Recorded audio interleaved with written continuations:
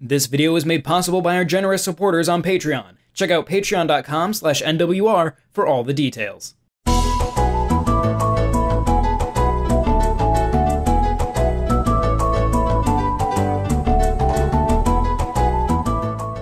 When Mario Golf Super Rush hits the Switch in June, Mario will have golfed professionally in yet another decade.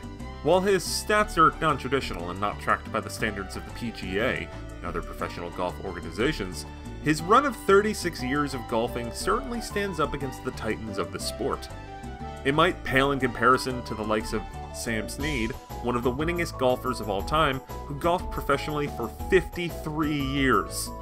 Nevertheless, Mario's golf career deserves credit for his longevity, spanning multiple console generations. When he started, golf games were mostly just bleeps and bloops, and now they're this. Mario's storied career has had its ups and downs, successes and failures, and bogeys and birdies. We dug into his golf history to unearth some fun facts, and review his past tournament appearances. Join us as we go back into the distant time of the 1980s. Nintendo's golf video game debut was 1985's Golf, one of the early NES games.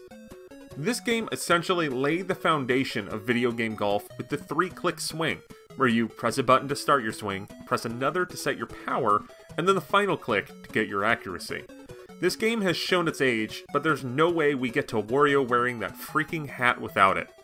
While the genre-defining control input might be the most important part of golf on the NES, the more interesting part of it is that despite some American marketing, it doesn't actually technically star Mario. I mean, sure, one of the two playable characters looks like Mario. He's wearing red, has a mustache, wearing a hat. The Game Boy port of the game even features someone who is unmistakably Mario, rocking his signature look and a nice pair of golf shoes. The historical Mario tome Mario Mania also calls out Mario as a quote-unquote duffer extraordinaire in his cameo appearance in this golf game. All of these claims, however, originate in the West. Meanwhile, in Japan, where this game was developed and programmed by the late Satoru Iwata, more on that later, neither of the playable golfers were ever referred to as Mario. The main golfer showed up in the eclectic Wii game Captain Rainbow, where you had to work with the middle-aged, smelly golfer, named Osan, to help him find his missing golf club and get back on the links. He hasn't been seen since. Fingers crossed we find out what happened with Osan someday. And check out Captain Rainbow. Fair warning, it's never getting officially localized. This is a video game where Birdo has a vibrator and Takamaru wants to get down with Crazy Tracy from Link's Awakening. It's a trip. But to wrap up the Osan talk, it was confirmed in Iwata Asks that Osan was one of the internal names for Mario.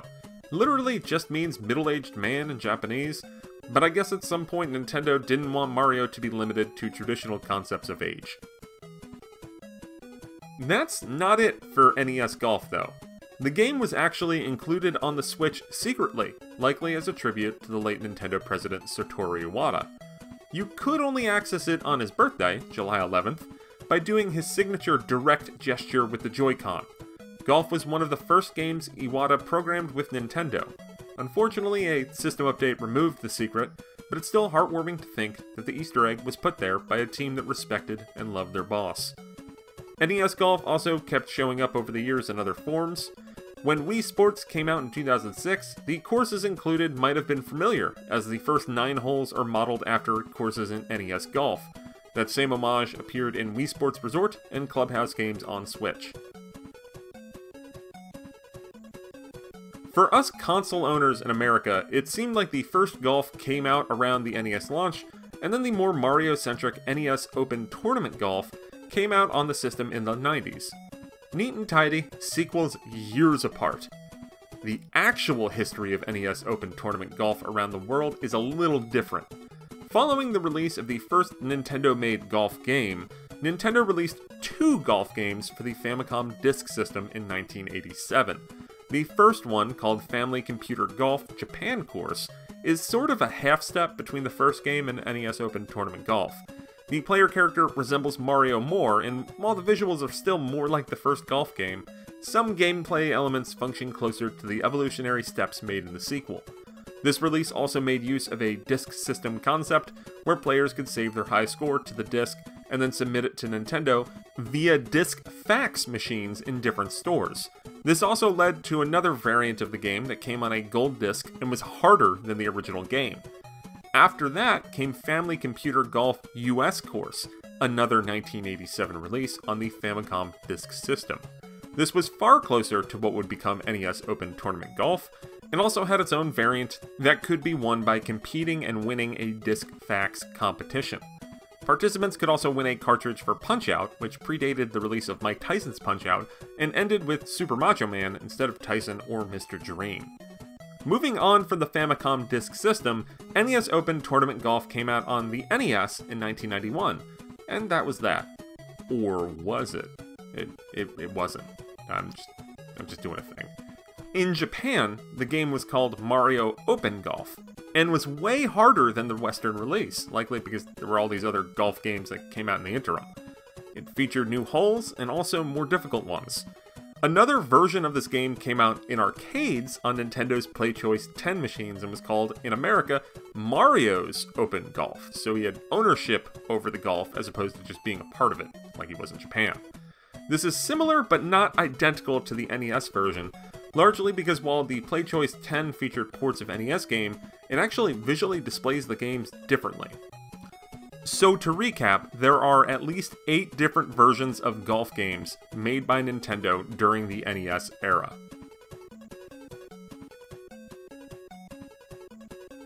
At long last, Mario and Luigi were actually for real playable in NES Open Tournament Golf, but that was it, just the 2 Mario brothers. Other characters did appear though. Peach and Daisy were their caddies, something that probably wouldn't fly in the 21st century. More bizarrely, Donkey Kong is an accountant? I mean, I guess his kid did learn math. Finally, before we move past the NES, one of the first games that Zelda Uber producer Eiji Aonuma ever worked on was NES Open Tournament Golf. He did some sprite work on the game before moving on to his main quest of working on Zelda games for the next 30 years. Mario Golf debuted on Nintendo 64 and Game Boy Color in 1999, demonstrably being more like the Mario Kart style of Mario spin-offs, as it had multiple playable characters, including Peach, Bowser, Wario, and Yoshi.